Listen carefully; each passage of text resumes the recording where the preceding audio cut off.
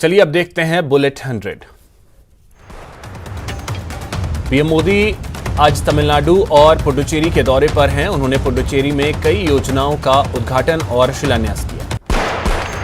गृह मंत्री अमित शाह असम के एक दिवसीय दौरे पर हैं। अमित शाह ने आज नगांव के मंदिर में महामृत्युंजय मंदिर की प्राण प्रतिष्ठा में हिस्सा लिया। वहीं बोरदुआ में जनसभा को संबोधित करेंगे।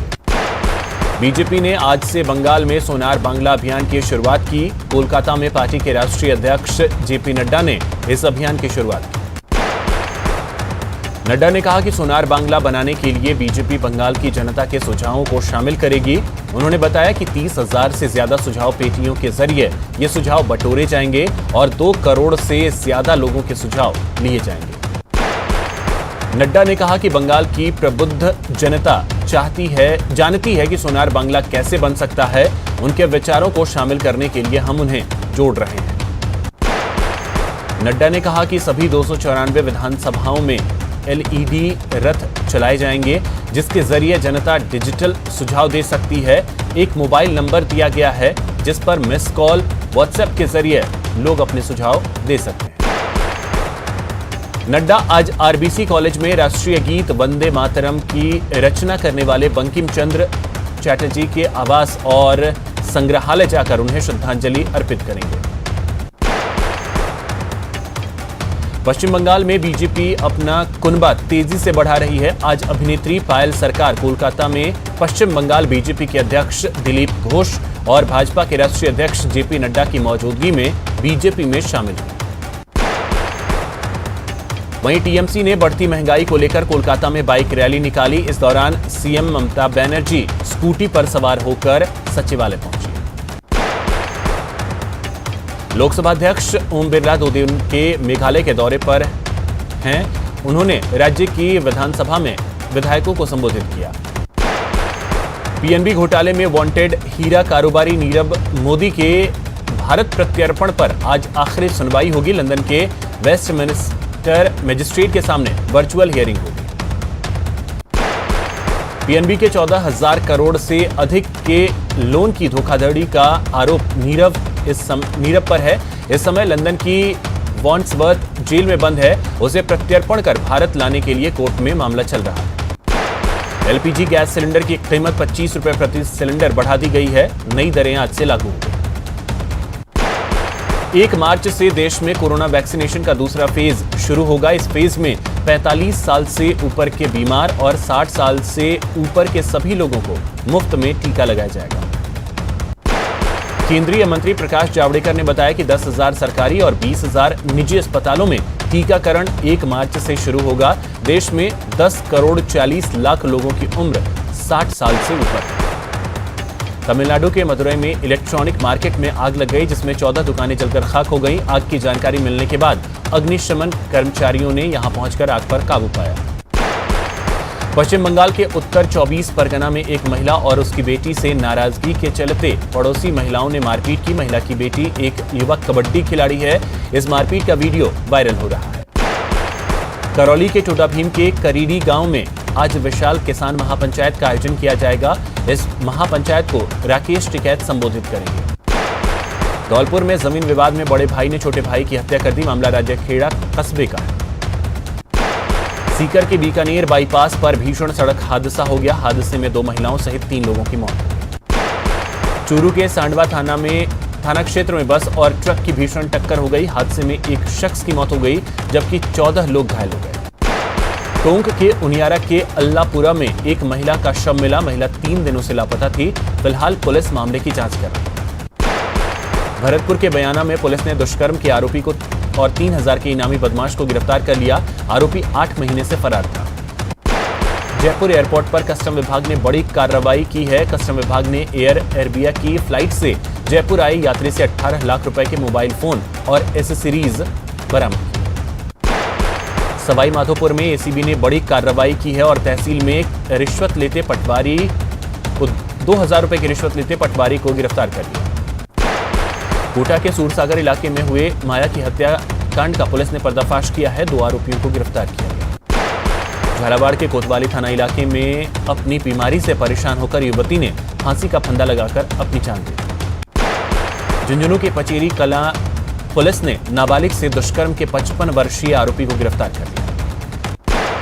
भीलवाड़ा में मांडल बस स्टैंड चौराहे पर बाइक की टक्कर के बाद 2 युवकों ने एक युवक की बेरहमी से पिटाई कर दी। सूचना पर पुलिस मौके पर पहुंची और दोनों युवकों को हिरासत में लिया।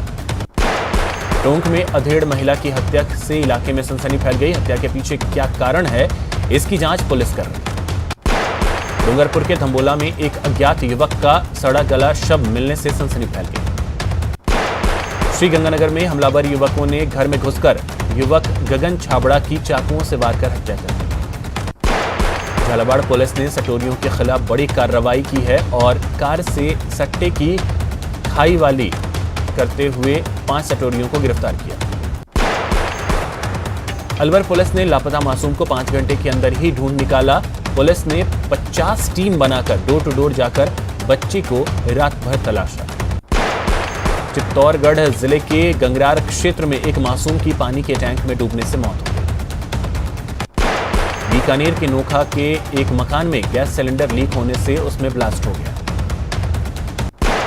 अजमेर की भिनाई पुलिस ने वाहन चोरों के खिलाफ कार्रवाई करते हुए 2 वाहन चोरों को गिरफ्तार किया।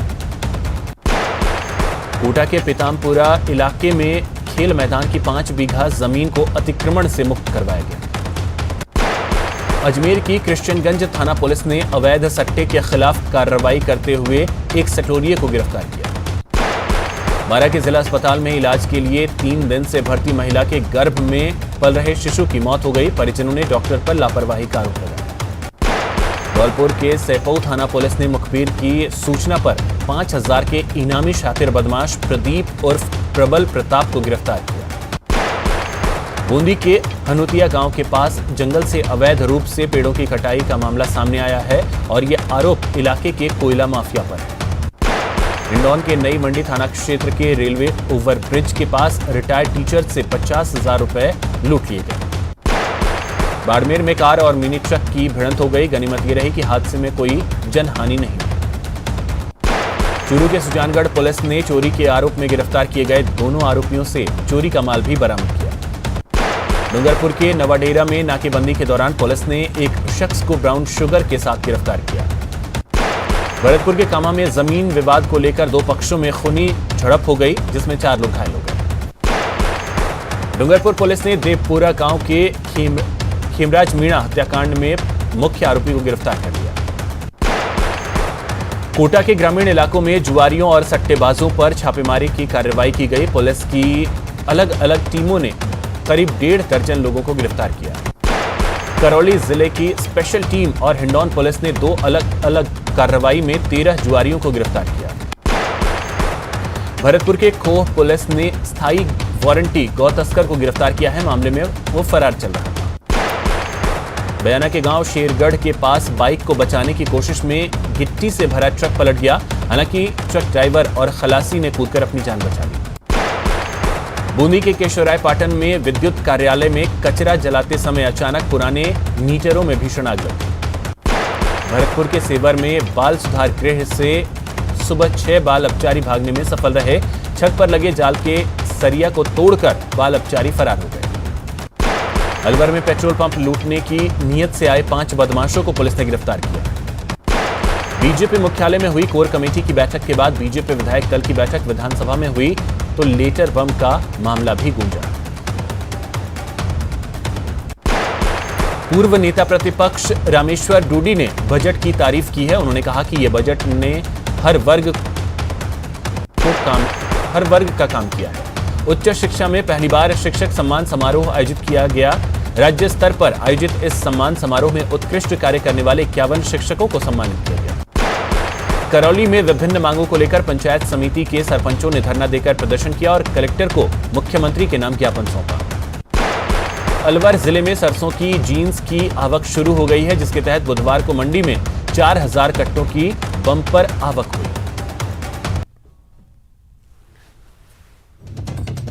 राम मंदिर को लेकर गजेंद्र सिंह शेखावत ने ट्वीट किया है। उन्होंने लिखा है, श्री राम मंदिर निर्माण में सहयोग का मानो यज्ञ है, जहां हर कोई अपनी श्रद्धा से आहुति डाल रहा है। राजस्थान ने भी अपनी भक्ति भावना का परिचय दिया है।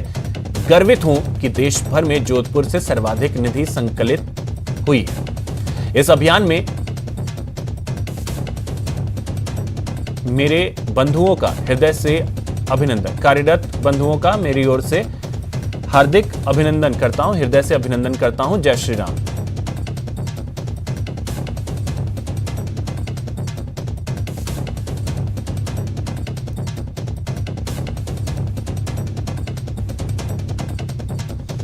तो गजेंद्र सिंह शेखावत ने ट्वीट किया है, राजस्थान ने अपनी भक्ति भावना का परिचय दिया है और गर्वित महसूस कर रहा हूं क्योंकि देश भर में जोधपुर से सर्वाधिक निधि संकलित की गई है। इस अभियान में कार्यरत जुटे हुए मेरे बंधुओं का हृदय से आभार भी व्यक्त करता हूं। जय श्री राम। तो श्री राम मंदिर निर्माण में जो निधि एकत्रित की जा रही है उसको लेकर के ट्वीट किया है केंद्रीय जल शक्ति मंत्री गजेंद्र सिंह शेखावत ने।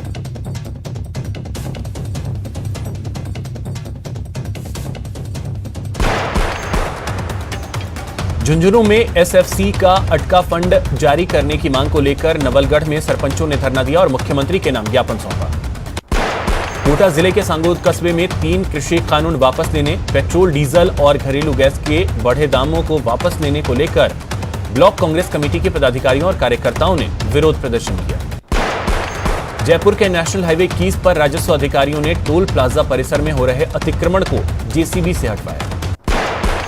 राजस्थान माध्यमिक शिक्षा बोर्ड की ओर से आयोजित होने जा रही राजस्थान अध्यापक पात्रता परीक्षा की तारीख को आगे बढ़ाने की मांग के बीच बोर्ड अध्यक्ष प्रोफेसर डीपी जारोली ने साफ किया है कि परीक्षा नियत तिथि पर ही होगी। श्रीगंगानगर के घड़साना और पदमपुर में कृषि कानूनों के विरोध में 26 फरवरी को प्रस्तावित किसान महापंचायत की तैयारियां पूरी कर ली गई। कोटा जिले के रामगंज मंडी कस्बे में भ्रष्टाचार निरोधक ब्यूरो के द्वारा पालिका भवन में जनसंवाद कार्यक्रम का आयोजन किया गया। अलवर में आरटीपीसीआर लैब में संविदा पर कार्यरत लैब टेक्नीशियनों ने वेतनमान की मांग को लेकर प्रदर्शन किया। धौलपुर में बीजेपी कार्यकर्ताओं ने श्री कृष्णा सर्किट में तीर्थराज मचकुंड को शामिल करने को लेकर जिला कलेक्टर को ज्ञापन सौंपा।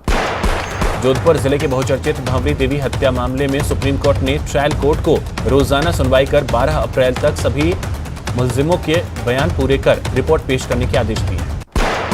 अजमेर में गुमशुदा बच्चों को लेकर चलाए जा रहे ऑपरेशन मिलाप के तहत पुलिस ने 2 बच्चों को तलाश कर परिजनों को सुपुर्द कर दिया। कोटा में यूजी और पीजी कक्षाओं के पाठ्यक्रम में कटौती की मांग को लेकर छात्रों ने यूनिवर्सिटी प्रशासन के खिलाफ विरोध प्रदर्शन किया।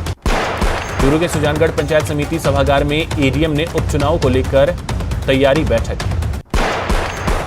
अजमेर के चावंडिया गांव में एक बार फिर हिंसक जानवर ने भेड़ों पर हमला कर करीब 10 भेड़ों को मौत के घाट उतार दिया। बाड़मेर का कलेक्ट्रेट ही घोर अव्यवस्था का शिकार है। नाले की साफ सफाई नहीं होने की वजह से गंदा पानी कलेक्ट्रेट परिसर में घुस गया है। कोटा में वन विभाग ने विभाग की 25 बीघा जमीन को अतिक्रमण से मुक्त करवाया। भरतपुर के बयाना में श्री श्याम मित्र मंडल समिति ने खाटू श्याम भजन संध्या का आयोजन किया। इस अवसर पर श्याम बाबा का अलौकिक श्रृंगार किया गया।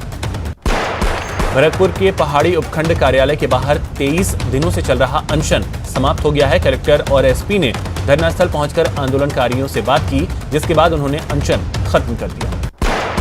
स्वर्ण नगरी में मरु महोत्सव के पहले दिन मरुधरा के कई रंग देखने को मिले। इसका शानदार आगाज हुआ। 27 फरवरी तक देसी विदेशी पर्यटकों का जमघट यहां लगेगा। बीते 24 घंटे में देश भर में कोरोना के 16,886 नए मामले सामने आए। इसके साथ ही देश में कोरोना मरीजों का अब तक का आंकड़ा 1,10,46,000 को पार कर गया। 28 दिन बाद पहली बार ऐसा हुआ है जब 24 घंटे में 16,000 से ज्यादा नए केस सामने आए हैं। इससे पहले 28 जनवरी को सबसे ज्यादा 18,912 केस आए थे। हर दिन मिलने वाले मरीजों के मामले में भारत एक बार फिर से दुनिया का चौथा सबसे ज्यादा संक्रमित देश हो गया है। एक हफ्ते पहले तक इस मामले में भारत टॉप 10 देशों की सूची से बाहर था। महाराष्ट्र में एक बार फिर कोरोना के मामलों में तेजी देखी जा रही है। बीते 24 घंटे में 8,000 से ज्यादा नए मरीज मिले हैं। 126 दिन बाद ये पहला मौका है जब राज्य में एक दिन में 8,000 से ज्यादा केस आए। अहमदाबाद में खेले जा रहे तीसरे टेस्ट के पहले दिन ही टीम इंडिया ने अपना दबदबा बना लिया। फिरकी की फांस में फंसे अंग्रेजों का बोरिया बिस्तर 112 पर ही बांध दिया और उसके बाद टीम इंडिया ने 3 विकेट के नुकसान पर